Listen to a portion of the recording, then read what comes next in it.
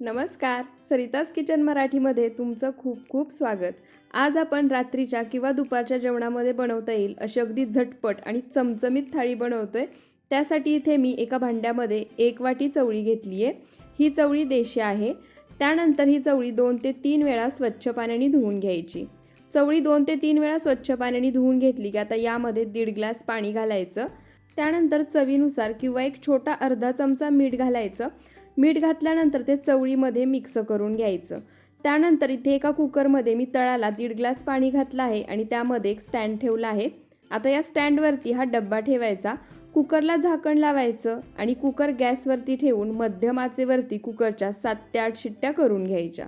तरी ते तुमच्याजवळ जी चवळी आहे ती पटकन शिजते किंवा शिजायला वेळ लागतो त्यानुसार कुकरच्या शिट्ट्या अवलंबून राहतील. त्याचप्रमाणे तुम्ही यासोबत खाण्यासाठी जर चपाती बनवणार असाल तर पीठ आधीच मळून घ्या किंवा भाकरीही बनवू शकता. मी चपाती किंवा भाकरी काहीही बनवणार नाही. काय बनवणार आहे ते तुम्ही पुढे पहा. कुकरच्या शिट्ट्या होत आहेत तोपर्यंत आता आपण एक मसाल्याचं वाटण तयार करून घेऊयात. त्यासाठी इथं मी एक मिक्सरचं भांडं घेतलं आहे. आता यामध्ये 7 ते 8 हिरव्या मिरच्या, 14 ते 15 लसणाच्या पाकळ्या, लसूण या ठिकाणी थोडासा जास्त वापरायचा आहे. त्यानंतर 1 चमचा जिरे, 1 दालचिनीचा तुकडा, 1 चमचा बडीशेप, 1 चमचा धणे आणि चवीनुसार किंवा एक छोटा चमचा मीठ घेतले. आता हे सर्व साहित्य मिक्सरच्या भांड्यामध्ये काढायचं. तुम्ही या ठिकाणी थोडेसे भाजलेले शेंगदाणेही घेऊ शकता. आता हे सर्व साहित्य मिक्सरला वाटून घ्यायचं आणि पूर्णपणे याची पेस्ट तयार करायची नाही तर थोडंसं जाडसर ठेवूनच वाटून घ्यायचं आहे. तर इथे तुम्ही बघू शकता अशा पद्धतीने जाडसर वाटण याचं करून घ्यायचं आहे. तर इथे आपलं वाटण तयार झालं आहे. आता हे बाजूला ठेवूयात. वाटण तयार करून होईपर्यंत कुकरच्या शिट्ट्या होऊन कुकरही पूर्णपणे थंड झाला आहे. आता याचं झाकण काढूया. त्यानंतर आपण चवळी शिजली आहे का ते बघूया. त्यासाठी चमच्यामध्ये थोडीशी चवळी घ्यायची आणि हाताने प्रेस करून पाहायची आणि तुम्ही बघू शकता चवळी ही एकदम मस्त शिजली आहे. तर इथे मी चवळीची सुक्की भाजी बनवणार आहे. त्यासाठी ही चवळी मी चाळणीतून निथळून घेणार आहे. तुम्हाला जर रस्सा भाजी बनवायची असेल तर शिजवून घेतलेल्या पाण्यासहित तुम्ही चवळी फोडणीला देऊ शकता. तर इथे मी चवळी पूर्ण पाण्यातून निथळून घेतली आहे. आता आपण याची भाजी बनवून घेऊयात. त्यासाठी गॅसवर कढई गरम करायला ठेवली आहे. कढई गरम झाली की त्यामध्ये 2 चमचे तेल घालायचं. तेल गरम झालं की अर्धा चमचा जिरे आणि 5 ते 6 कढीपत्त्याची पाने घालायची. जिरे आणि कढीपत्ता छान तडतडला की एक मोठा कांदा बारीक चिरून घेतलाय तो घालायचा आणि हलका सोनेरी रंग येईपर्यंत मध्यम आचेवरती परतून घ्यायचा. कांदा सोनेरी रंग येईपर्यंत मध्यम आचेवरती परतून घेतला की आता यामध्ये काही पावडर मसाले घालायचे. त्यामध्ये अर्धा चमचा जिरे, अर्धा चमचा धणेपूड आणि 1 चमचा कांदा लसूण मसाला किंवा तुमच्याजवळ जो साठवणीतला मसाला असेल तो घालायचा. त्यानंतर मध्यम आचेवरतीच या पावडर मसाल्यांचा कच्चेपणा जाईपर्यंत एकदा परतून घ्यायचं. पावडर मसाल्यांचा कच्चेपणा जाईपर्यंत सर्व साहित्य परतून घेतलं की आता यामध्ये जी आपण चवळी शिजवून घेतली होती ती घालायची. त्याचसोबत चवीनुसार मीठ घालायचं. चवळी शिजवतानाही आपण यामध्ये मीठ घातलं होतं त्यामुळे मीठ टेस्ट करूनच घाला. त्यानंतर आता भाजून घेतलेल्या मसाल्यासोबत ही चवळीही 1-2 मिनटं छान अशी परतून घ्यायची. चवळी 1-2 मिनटं भाजून घेतलेल्या मसाल्यासोबत छान अशी परतून घेतली की आता 2 ते 3 चमचे पाण्याचा शिपका यावरती मारायचा आणि गॅसचा फ्लेम पूर्णपणे लो करून झाकण ठेवून मंद आचेवर याला एक वाफ काढून घ्यायची. तर इथे मंद आचेवरती चवळीला 1-2 मिनटं वाफ काढून घेतली आहे. आता याच्यावरचं झाकण काढायचं आणि चवळी एकदा मिक्स करून घ्यायची म्हणजे ती खाली लागून करपणार नाही. चवळी एकदा खालून एकसारखी मिक्स करून घेतली की आता यामध्ये वरून बारीक चिरलेली हिरवी कोथिंबीर घालायची आणि पुन्हा ही चवळी मध्यम आचेवरती 1 मिनिटभर अशा पद्धतीने परतून घ्यायची. तर इथे मस्त चटपटीत कमी वेळात होणारी चवळीची सुक्की भाजी बनून तयार झाली आहे. तर आता या चवळीच्या भाजीसोबत खाण्यासाठी मी चपाती किंवा भाकरी बनवणार नसून एकदम वेगळ्या पद्धतीचं आणि झटपट तयार होणारं थालीपीठ बनवणार आहे. त्यासाठी आपण पीठ मळून घेऊयात. त्यासाठी इथे मी एक परात घेतली आहे. आता त्यामध्ये 1.5 वाटी स्वच्छ चाळून घेतलेलं ज्वारीचं पीठ घ्यायचं. या थालीपीठाला बाइंडिंग चांगली यावी, थालीपीठ थापताना तुटू नये आणि छान मऊसूद व्हावं यासाठी याच्यामध्ये अर्धी वाटी स्वच्छ चाळून घेतलेलं गव्हाचं पीठ घालायचं. त्यानंतर हे थालीपीठ मऊसूद तसंच थोडंसं खुसखुशीत व्हावं यासाठी यामध्ये अर्धी वाटी तांदळाचं पीठ घालायचं आणि त्याचसोबत अर्धी वाटी बेसन पीठ घालायचं. तुम्ही इथे तुमच्या आवडीनुसार आणखी पीठही ॲड करू शकता. त्यानंतर इथे मी 1 वाटी बारीक चिरलेली कांद्याची पात, अर्धी वाटी बारीक चिरलेली कोथिंबीर आणि 2 मध्यम आकाराचे बारीक चिरलेले कांदे घेतले आहेत. हे सर्वही या पिठामध्ये घालायचं. इथे तुम्हाला आवडतात त्या तुमच्या आवडीनुसार पालेभाज्याही घालू शकता. आता आपण जे वाटण तयार करून घेतलं होतं ते सर्व वाटण यामध्ये घालायचं. त्यानंतर चवीनुसार मीठ घालायचं, 1 चमचा हळद घालायची आणि आता हे सर्व साहित्य पिठामध्ये छान एकसारखं मिक्स करून घ्यायचं. आपण वाटण तयार करून घेताना त्यामध्येही मीठ घातलं होतं, त्यामुळे या स्टेपला यामध्ये मीठ घालताना थोड्याशा कमी प्रमाणातच घाला. तर इथे सर्व साहित्य मी पिठामध्ये छान एकसारखं मिक्स करून घेतले.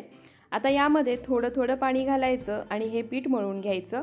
पीठ आपल्याला एकदम घट्टसर मळून घ्यायचं आहे, कारण आपण यामध्ये हिरव्या पालेभाज्या तसंच कांदा घातला आहे आणि मीठही घातलं आहे. त्यामुळे कांद्यामुळे, पालेभाज्यामुळे आणि मिठामुळे या पिठाला पाणी सुटतं आणि पीठ नंतर सैलसर होतं. त्यामुळे गरज लागेल असं थोडं पाणी घालायचं आणि एकदम घट्टसर असं पीठ हे मळून घ्यायचं. तर इथे तुम्ही बघू शकता लागेल असं थोडं पाणी घालून एकदम घट्टसर हे पीठ मी मळून घेतलंय.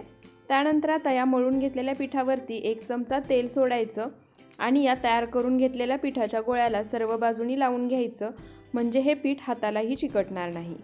तर इथे थालीपीठ बनवण्यासाठी पीठ मळून एकदम परफेक्ट तयार झाले. हे पीठ भिजत ठेवण्याची काहीही गरज नाही. मळल्यानंतर तुम्ही लगेच याचे थालीपीठ बनवून घेऊ शकता. तर इथे पीठ तयार झाले. आता आपण याचे थालीपीठ बनवून घेऊयात. त्यासाठी वाटीमध्ये मी पाणीही घेतलं आहे, जे पाणी आपल्याला थालीपीठ थापताना लागणार आहे. त्यानंतर इथे मी 1 पोळपाट घेतलाय. आता त्यावरती इथे मी 1 कॉटनचा रुमाल घेतलाय आणि तो पाण्यामध्ये भिजवून त्यातील सर्व पाणी पिळून घेतले. त्यानंतर आपण जे थालीपीठ बनवण्यासाठी पीठ मळून घेतलं होतं त्यातल्या पिठाचा तुम्हाला जेवढ्या आकाराचं थालीपीठ बनवायचं आहे त्यानुसार गोळा तयार करून घ्यायचा. त्यानंतर आपण जो पोळपाटावरती रुमाल ठेवलाय त्यावरही थोडंसं पाणी शिंपडायचं आणि वाटीमध्ये जे पाणी आपण घेतले त्यामध्ये हात थोडा ओला करायचा आणि अशा पद्धतीनं गोलसर थालीपीठ थापून घ्यायचं. हाताला पाणी लावून जर अशा पद्धतीने थालीपीठ थापून घेतलं तर हे पीठ हाताला चिटकत नाही आणि थालीपीठ मोडत नाही. तर या ठिकाणी तुम्हाला जेवढ्या आकाराचं थालीपीठ बनवून घ्यायचं आहे तेवढ्या आकाराचं तुम्ही अशा पद्धतीने थापून बनवून घेऊ शकता. त्याचप्रमाणे इथे मी हे थालीपीठ पातळ थापून घेणार आहे.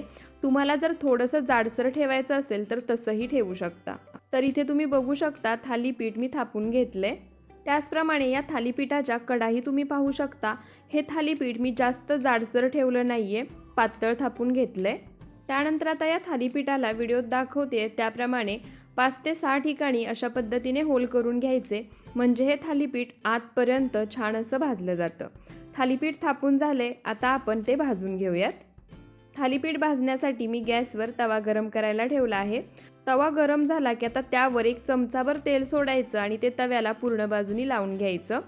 तर थालीपीठ करताना लक्षात ठेवा तेलाचा वापर थोडासा जास्तच करायचा, म्हणजे थालीपीठ छान भाजलंही जातं आणि खाताना एकदम खमंग लागतं.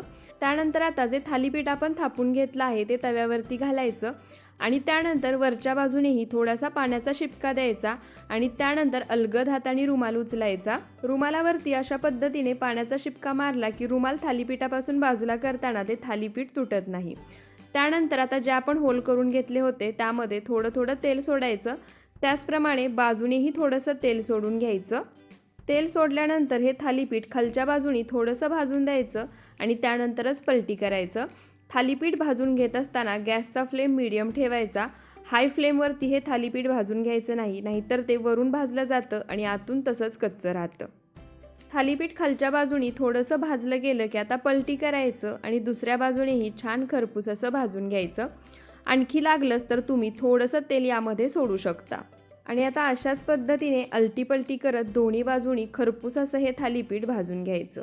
तर इथे तुम्ही बघू शकता दोन्ही बाजूनी हे थालीपीठ छान खमंग असं भाजून घेतले. आता अशाच पद्धतीने राहिलेले थालीपीठही थापून घ्यायचे आणि अशाच पद्धतीने भाजून घ्यायचे. तर तुम्हाला ही आजची थाळी रेसिपी कशी वाटली ते मला कमेंट करून नक्की सांगा. आणि आणखी अशाच झटपट तयार होणाऱ्या रोजच्या जेवणातल्या थाळ्या आपल्या चॅनलवरती आहेत, त्याही तुम्ही पाहू शकता. तर इथे आपलं मस्त थालीपीठ बनवून तयार झाले. हे थालीपीठ तुम्ही दह्यासोबत आणि बनवून घेतलेल्या चवळीच्या उसळीसोबत सर्व करू शकता. हे कॉम्बिनेशन तुम्ही एकदा नक्की ट्राय करा. चवीला एकदम भन्नाट लागतं. तुम्हाला जर आजचा हा रेसिपी व्हिडिओ आवडला असेल तर व्हिडिओला जास्तीत जास्त शेअर करा, लाईक कमेंट करायला विसरू नका आणि अशाच रेसिपीजसाठी सरिताज किचन मराठीला सबस्क्राईब नक्की करा.